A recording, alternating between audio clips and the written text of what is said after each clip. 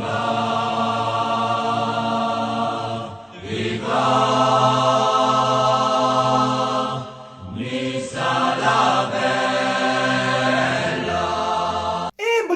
va se faire le petit avant-match exceptionnel puisque c'est le retour en Europa League de l'OGC Nice face au Bayern Leverkusen.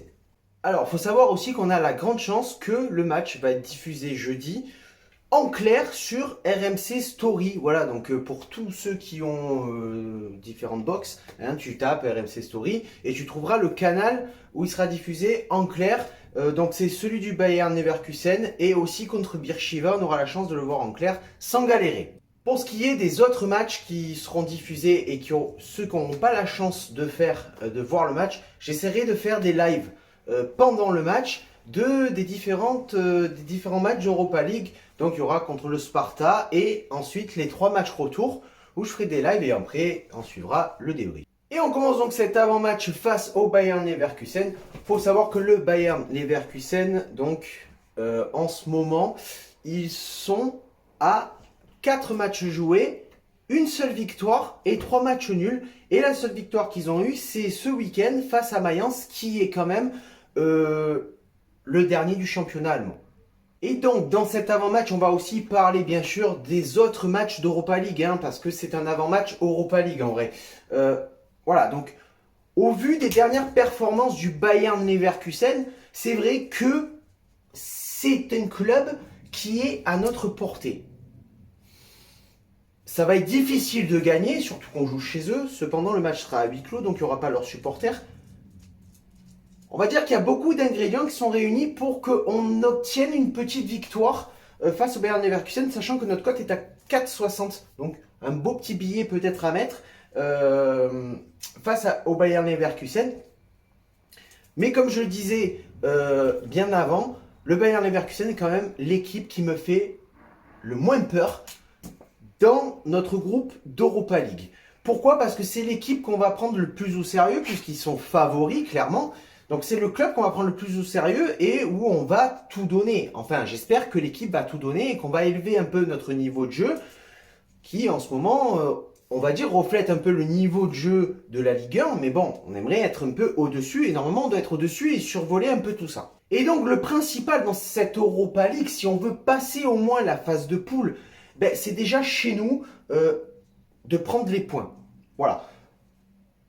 Si sur 9 points à domicile, on peut en prendre au moins 6 ou 7, ça serait déjà pas mal et ça nous mettrait bien dans les rails par rapport à l'Europa League. Attention à Beersheva et Slavia de Prague qui sont les 2 équipes qui me font le plus peur, notamment le Slavia qui me fait énormément peur plus que les autres. Beersheva me fait peur parce que c'est une équipe qu'on ne connaît pas. Donc voilà, c'est des équipes qu'il faut prendre au sérieux, où il va falloir élever notre niveau de jeu, prendre les points à domicile, prendre un maximum de points à l'extérieur, être solide défensivement, ça on sait le faire, mais être réactif, agressif, offensivement, ça c'est un petit peu plus problématique pour prendre ces points importants dans cette Europa League. Moi j'y crois, en tout cas j'essaie d'y croire. Je pense qu'on peut faire un résultat, on peut terminer au moins 2e.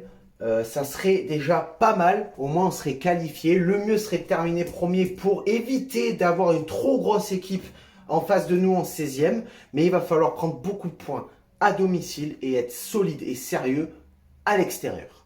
Et évidemment pour ce faire, pour essayer de passer ces phases de poule et arriver en 16e de finale, je compte sur beaucoup de joueurs, notamment Dolberg en attaque, Amine Gouiri bien évidemment. Je compte aussi sur Ronny Lopez qu'il va falloir qu'il passe un petit peu la seconde parce que pour l'instant, il y a toujours du mieux, mais c'est pas encore ça. Je compte bien sûr sur Jeffrey Adelaide puisqu'on l'a fait venir aussi un peu pour ça, évidemment. Je compte sur un réveil du milieu de terrain, c'est sûr. Walter Benitez, toujours au top, donc je compte sur lui, mais ça, c'est sans aucun doute la meilleure valeur qu'on peut avoir dans notre club, Walter Benitez. Et bien sûr, je compte sur une super défense. Mais bon, défensivement, comme je l'ai dit juste avant, on est opérationnel, on est bon. Mais surtout pour faire des résultats, je compte aussi sur Patrick Vieira. Patrick Vieira et ses fameuses tactiques foireuses.